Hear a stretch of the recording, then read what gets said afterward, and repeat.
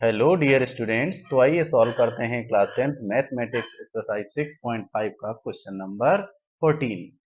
तो क्वेश्चन को सबसे पहले केयरफुली रीड करते हैं। क्वेश्चन आपकी स्क्रीन पर शो हो रहा है। क्वेश्चन है, किसी त्रिभुज ए बी सी के शीर्ष ए से बी सी पर डाला गया लंब बी सी को बिंदु डी पर इस प्रकार प्रतिच्छेद करता है कि D B equal to 3CD। देखिए आकृति 6.55। सिद्ध कीजिए कि 2AB square equal to 2AC square plus BC square है।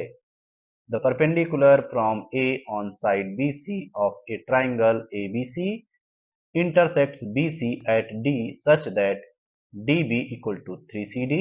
See figure 6.55. Prove that 2AB square equal to 2AC square plus BC square. I hope आपको क्वेश्चन अच्छे से समझ में आ गया होगा। आइए इस फिगर को देखते हुए क्वेश्चन को और अच्छी तरीके से समझ लेते हैं। क्वेश्चन में क्या बताया गया? त्रिभुज ए बी सी में शीर्ष ए से एक लंब ए डी इस प्रकार से डाला गया है कि पॉइंट डी बी सी को इस प्रकार से प्रतिच्छेद करता है कि बी डी की वैल्यू 3CD के बराबर होती है, अर्थात सी डी बी डी का 1/3 है। तो ये इंफॉर्मेशन हमको क्वेश्चन के द्वारा दी गई है, जिसे हम यहाँ पर एज ए गिवन के रूप में लिख लेते हैं। तो ये इंफॉर्मेशन हमको यहाँ पर दी गई है, A D perpendicular B C, A D perpendicular B C and D B equal to 3CD, D B equal to 3CD।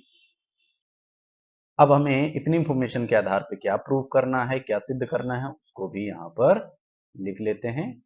सिद्ध करना है, टू प्रूव, हमें प्रूव करना है 2AB square equal to 2AC square plus BC square. हमें ये prove करना है। तो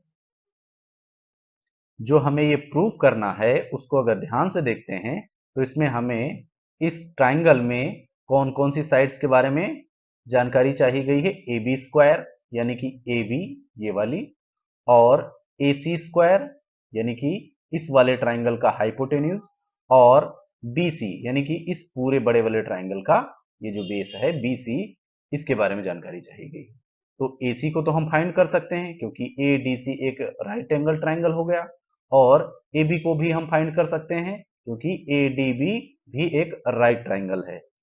तो यहां पर सबसे इंपॉर्टेंट है हमारे लिए, हमें BC को पहले फाइंड करना होगा, तब हम ये जो प्रूफ करना है उसे हम आसानी से प्रूफ कर पाएंगे। तो इसके उत्पत्ति में हम लिखते हैं, यानी कि प्रूफ, इसमें लिखेंगे हम ट्राइंगल ABC में, ट्राइंगल ABC में। अब इस ट्राइंगल ABC में अगर हमको BC फाइंड करनी है तो हम इसमें BC को फाइंड करते हैं, BC इक्वल टू, अब इस BC को हम क्या लिख सकते हैं, हम इसको लिख सकते हैं CD प्लस DB। इसे हम लिख सकते हैं CD प्लस DB इस प्रकार से, क्योंकि ये पूरी BC हमारी इन्हीं दो पार्ट्स में डिवाइड है। अब आगे लिखेंगे BC equal to CD plus, अब आप देख पा रहे हैं हमको गिवन है DB इक्वल टू 3CD, तो यहां पर हम DB की जगह पर 3CD लिख सकते हैं, तो जिसे हम लिख देंगे 3CD। तो BC इक्वल टू आया 1CD ये है, 3CD ये है, तो ऐड हो जाएंगे दोनों, कितना हो जाएगा 4CD। तो यहां पर हमारा आ गया BC इक्वल टू 4CD, यानी BC की वैल्यू हमको फाइंड हो गई। लेकिन अब हम क्या करेंगे, यहां पर हम BC को CD की फॉर्म में लिख लेते हैं, तो इस 4 को हम इधर भेज देंगे, तो ये इधर मल्टीप्लाई में है तो इधर BC के डिवाइड में हो जाएगा इक्वल टू CD। तो ये हमारा BC को हमने CD की फॉर्म में लिख लिया है, तो ये हमें प्राप्त हो गया। इसे हम इक्वेशन नंबर 1 मान सकते हैं। अब BC के बारे में तो हमने जानकारी हासिल कर ली, अब हमें क्या करना होगा, हमें AB फाइंड करनी है। तो लिखेंगे ट्राइंगल ADB में, ट्राइंगल ADB में, अब ADB में क्या है, एंगल D जो है वो क्या है 90 डिग्री है। क्यों है, इसका रीजन भी हम यहां पर आप दे सकते हैं, because AD perpendicular B C, ये रीजन हो गया। और जब ये 90 डिग्री का हो गया तो ये राइट ट्रायंगल कहा जाएगा, और इसमें पाइथागोरियन थ्योरम के हिसाब से लिख सकते हैं आप A B square equal to A D square plus D B square. तो ये हमारी ए बी की वैल्यू फाइंड हो गई, इसे हम इक्वेशन नंबर सेकेंड मान लेते हैं। अब हमें क्या फाइंड करना, अब हमें ए सी की वैल्यू फाइंड करनी है, तो लिखेंगे ट्राइंगल ए डी सी में,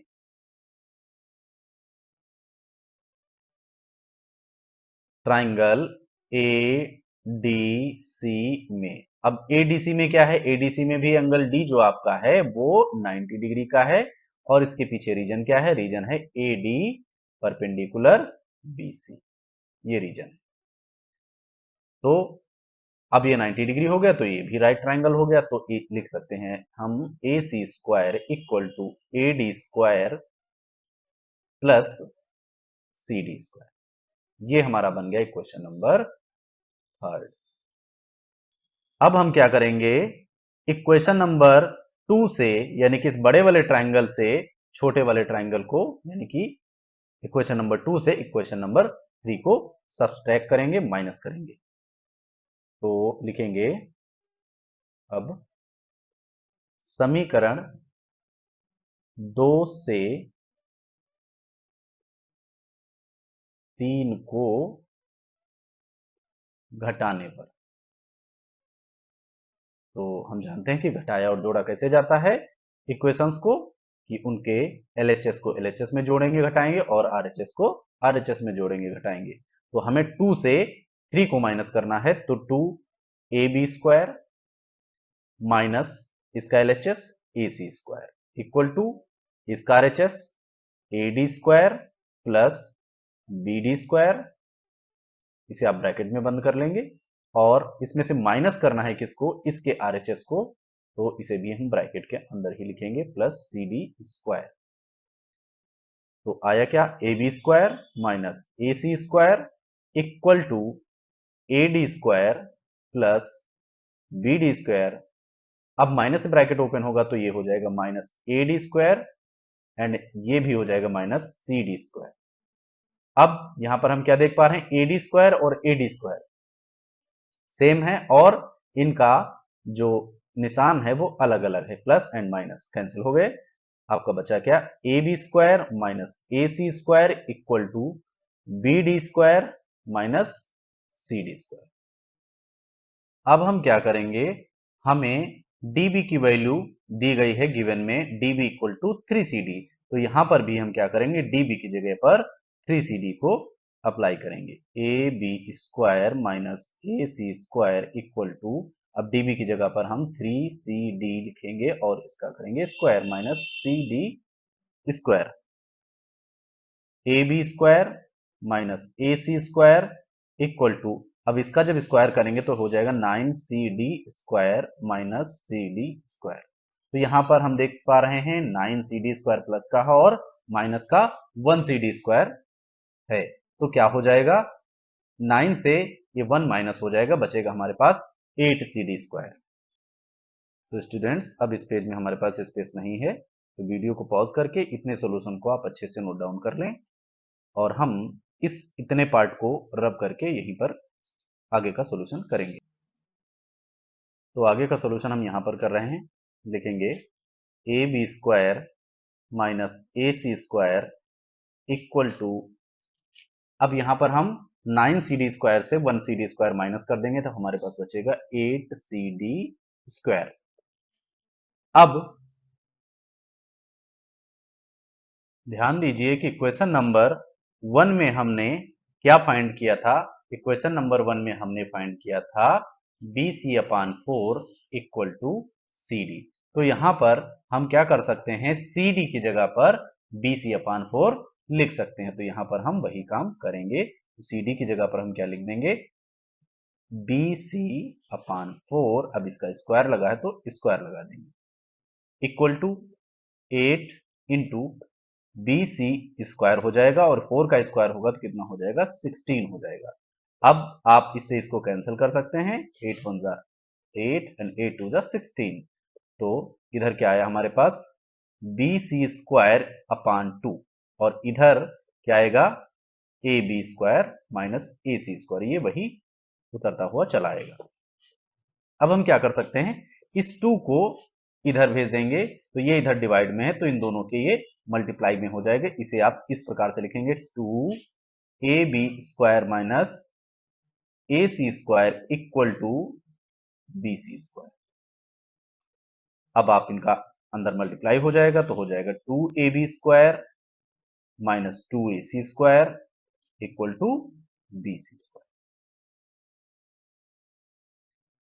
अब क्या करेंगे, हम अपने जो हमें प्रूव करना है उसको देखते हैं। इसमें क्या है, 2ab square equal to 2ac square plus bc square. तो यहां पर 2ab स्क्वायर इधर है तो इसको हम LHS में ही रखेंगे, और ये जो हमारा LHS में है इसको हम RHS में भेजेंगे। 2ac स्क्वायर तो ये प्लस का हो जाएगा 2ac स्क्वायर, और प्लस का bc स्क्वायर पहले से वहां पर है।